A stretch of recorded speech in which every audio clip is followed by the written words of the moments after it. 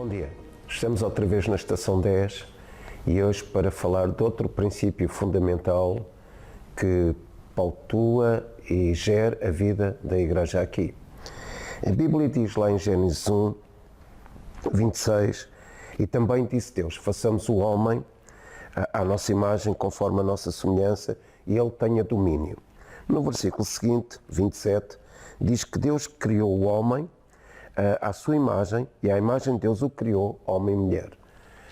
No capítulo 2, o versículo 21, então o Senhor Deus fez cair um pesado sono sobre o homem, e este adormeceu, tomou uma das suas costelas e fechou o lugar com carne.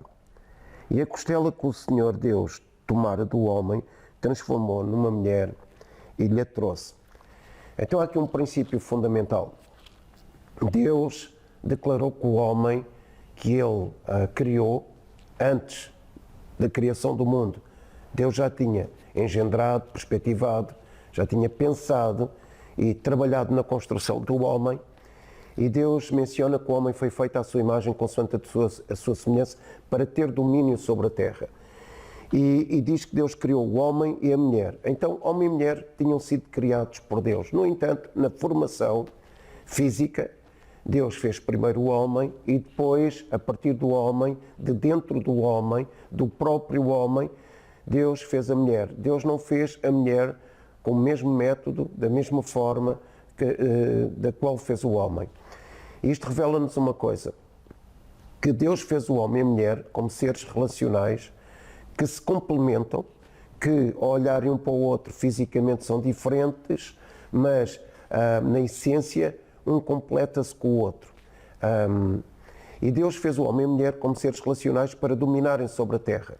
Esta foi a perspectiva, se multiplicarem, fortificarem e dominarem. E hoje esse ainda é o plano de Deus para nós, ainda cada um tenha estragado de certa forma as coisas. O que é que Deus pretende do homem? Como é que o homem irá dominar? Penso eu que o homem irá dominar sobre a terra criando um propósito, uma perspectiva, uma dinâmica relacional profunda consigo mesmo, ou seja, com a pessoa com quem Deus o anexou, o conectou, a sua mulher. E a partir daí haver uma frutificação, uma multiplicação, ou seja, um relacionamento profundo entre pais e filhos. Isto tem tudo a ver com a natureza de Deus, porque Deus é um agente, é um ser, é uma pessoa de relação, uma pessoa relacional. Nós vemos Pai, Filho e Espírito Santo numa relação perfeita, numa relação contínua e numa relação que gera vida. E todos eles geram vida, e nesta relação Deus gera vida. E é interessante perceber que o Pai, Filho e Espírito Santo, na relação perfeita, incluiu o homem nesta relação. Qual homem? Homem e mulher, os dois numa só carne, os dois numa relação. E este é o mesmo princípio que deve imperar na Terra, que deve governar a Terra. O quê? Uma relação profunda e perfeita entre nós, na família. A família é a divulgação, o significado, a reflexão, o princípio, o fundamento desta relação que Deus estabeleceu no céu. Então nós podemos ver que na família, através da família, na relação homem-mulher e filhos, Deus propõe esta profunda essência, este profundo fundamento, a relação sem individualidade. Ninguém promove a individualidade. Dois numa só carne, e quando aparecem os filhos, uma família plena na relação entre eles e com Deus. Então este é o propósito de Deus. O princípio da comunhão do céu se estabeleceu na terra. Então Deus contraria o egocentrismo, Deus contraria o individualismo, Deus contraria o egoísmo, porque egocentrismo, individualismo e egoísmo são princípios errados, diabólicos, satânicos, da cultura carnal e diabólica, no sentido de quebrar este princípio universal, eterno, que Deus estabeleceu no céu. Uma relação perfeita que perdura, uma relação perfeita para a eternidade, uma relação perfeita, profunda, intensa, genuína, sincera, real.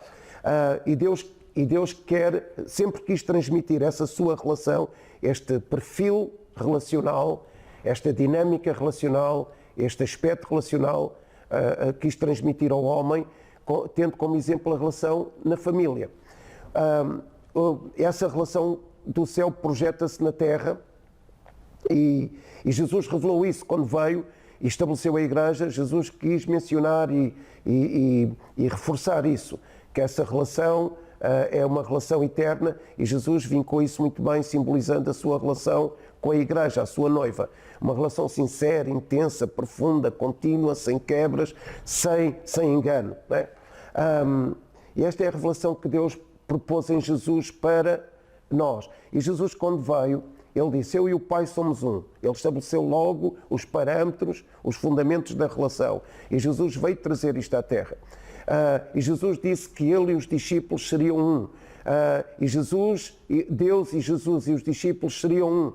Em João 17 nós podemos verificar muito bem isso. Então, Deus veicula essa relação na Terra, esta profunda relação na Terra, que é uma essência de vida. Deus veicula através da sua relação em Jesus conosco. E Ele pretende que nós façamos isso também no seio da nossa família. O Filho tem autoridade, o Filho revela a autoridade à sua Igreja, o Filho revela a identidade à sua Igreja, o Filho revela a natureza do Pai à sua Igreja, a identidade do Pai à sua Igreja, o conhecimento do Pai à sua Igreja, estabelecendo esta relação profunda entre Ele e o Pai e Ele connosco, a Igreja. E Ele pretende que isso transpire, transborde para a nossa relação familiar.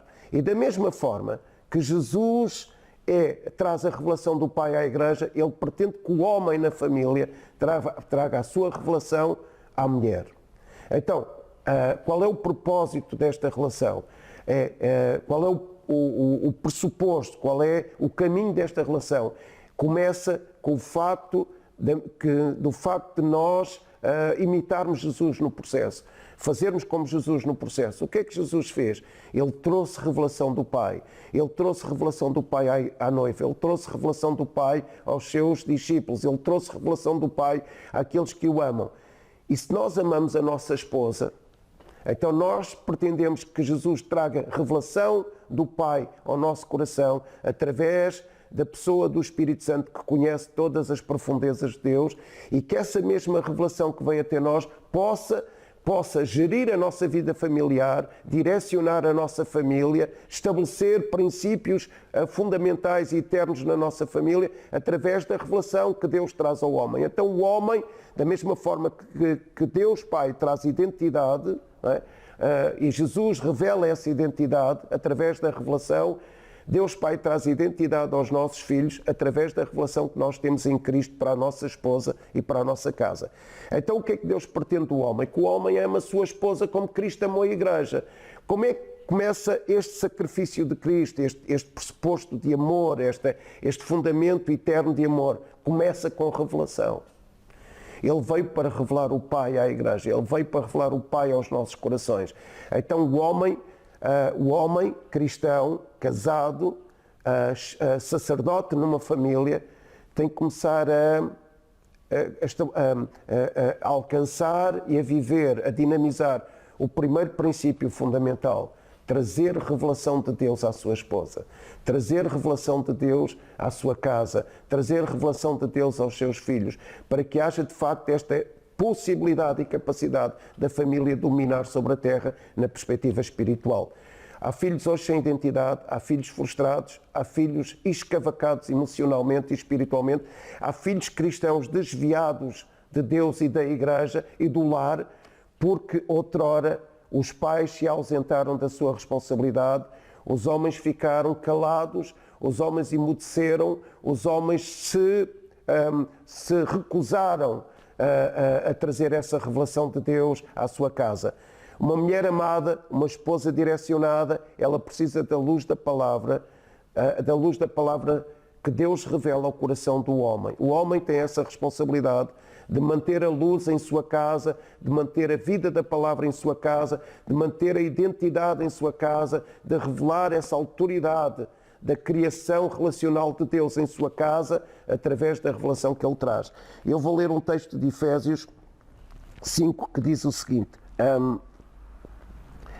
Efésios diz o seguinte: maridos, amai a vossa mulher, como também Cristo amou a Igreja, e assim mesmo se entregou por ela, para que a santificasse, tendo purificado por meio da lavagem de água pela palavra. A revelação da palavra é a perspectiva de Deus para o homem.